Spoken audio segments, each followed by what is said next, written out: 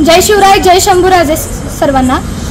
जे ज्योत जाती सोलापूरवरून रायगडला शिवराज्याभिषेक सोहळ्यासाठी ती ज्योत आज सकाळी म्हणजेच दिनांक 6 जून रोजी तुळजापूरवरून सोलापूरला आली आणि या ज्योतीचे भव्य दिव्य मिरवणूक काढून आज संध्याकाळी अनिल शिंदे यांच्या घरासमोर या ज्योतीचे भव्य दिव्य पूजन झाले आणि आता इथून पुढे ही रायगड रोल स्केटिंगद्वारा रायगडपर्यंत पोहोचवण्यात येणार आहे। धन्यवाद। जय शिवराय, जय शंभूराजे।